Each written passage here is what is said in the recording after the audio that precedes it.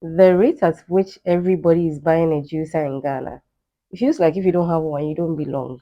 Don't worry, today I'm here to tell you that you belong, okay? Because in this video, I'll be teaching you how to make watermelon, pineapple, and orange juices without any juicer. All natural, no added sugar, no added water. So let's get started. I'll transfer my pineapple into my nicely washed blender. So if you have a blender that you use to blend all your peppers and whatever, please wash it very well before you use it for your juices, okay? So I'm using a small rolling pin to crush my pineapple in my blender. So this will help release the liquid content of my pineapple. There is something called a muddler. Usually, those who make cocktails they use that. But if you do not have one, don't worry. Get any bottle, any clean bottle, of course, any potato masher, anything that could essentially, even tapoli, help you to crush your pineapple. You're good to go. Okay, that will help produce the water that will be needed to blend your pineapple without adding any ordinary water. I'm sure we all agree that once you add ordinary water when you are blending your fruits, you reduce the sucrose content in there. That means the sweetness, okay? And of course, once that is reduced, I'm sure you'd prefer to add sugar or any type of sweetener. But with this process, you don't have to add any sweetener and you're good to enjoy your fresh pineapple juice. So I'll blend this and then come back to pass it through a sieve. So this is a fine sieve, okay? The holes are very, very tiny. So I'm going to transfer the contents of my blender into the sieve and then pass the liquid through it basically. So like I mentioned earlier, it's a fine sieve, so the water or liquid from the pineapple takes a while to get through it. So I'm using my whisk to help me do that. You can use a spoon, a spatula, whatever helps you to get to your juice is fine, okay? And I know some people don't like the foam on top of the pineapple juice. I honestly don't care for it. I'll leave it there. I'll not scoop it anywhere, okay?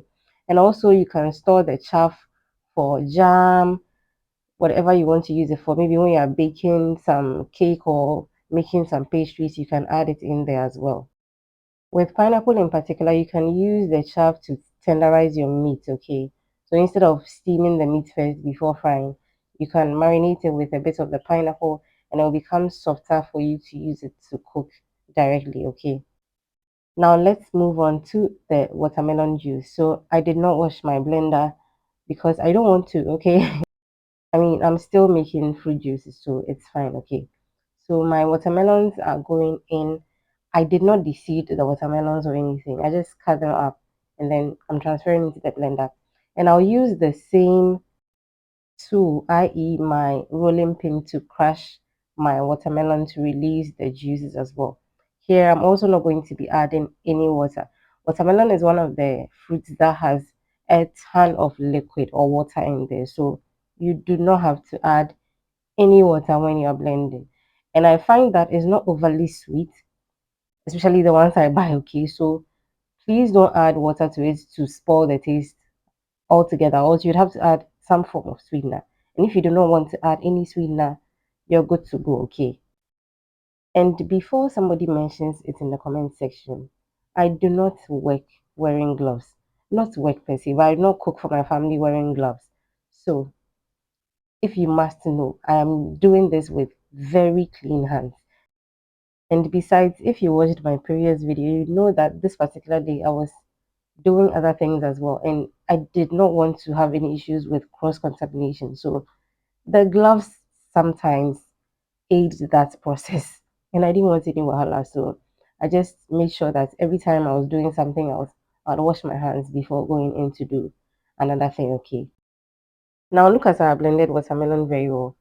You know that I did not add any water, but look at how liquidy it looks. Okay, that goes to show you that you do not need any water to make the juice. So of course I'm using the fine sieve as well for this. I'm going to strain it to make sure all the liquid is out. So in this video, I used 2 pineapples and 1 watermelon and then 20 cedis worth of oranges. Keep that in mind because I'll make reference to it later on in the video, so do stay tuned. So now that my watermelon juice is done, I'm going to go ahead and do my orange juice. So I'm still using the fine sieve, and I have a fork here to help me do something.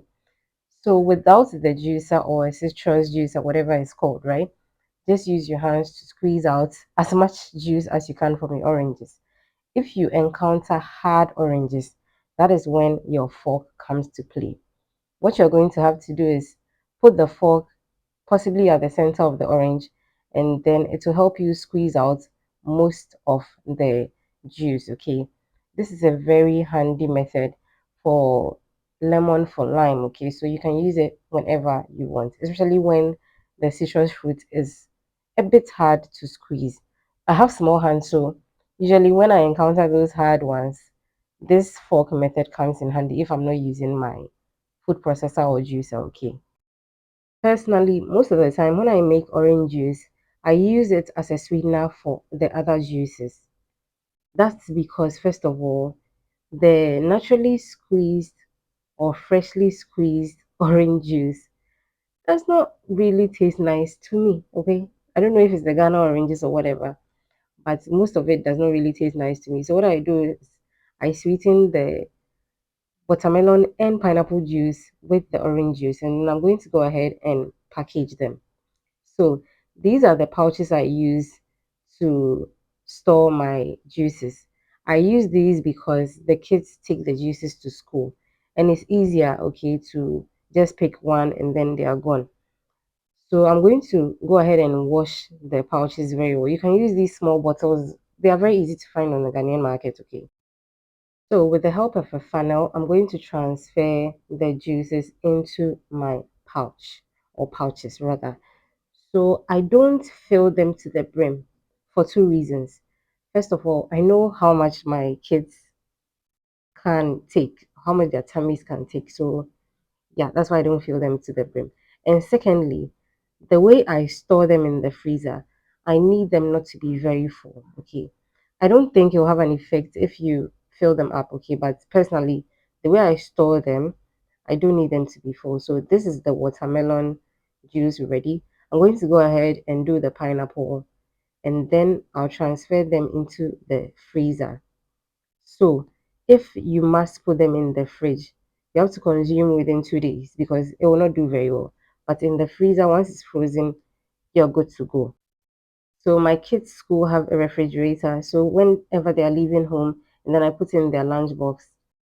Once they get to school, their teachers transfer the pouches into the fridge for them. So it remains cold, but not necessarily frozen. So they give it to them when it's time for their snack. That's later on in the day. And it's melted, but it's still cold. Okay. So yeah, here you have it. Homemade fruit juices, no juicer, no added water, no added sugar or sweetener, and very healthy. I really hope you try this and give me feedback. Please subscribe if you haven't already. Give me a thumbs up on the video. Leave a comment down below on your way out, and also share when you're done watching. And until we meet again in another video, please don't forget to keep blooming.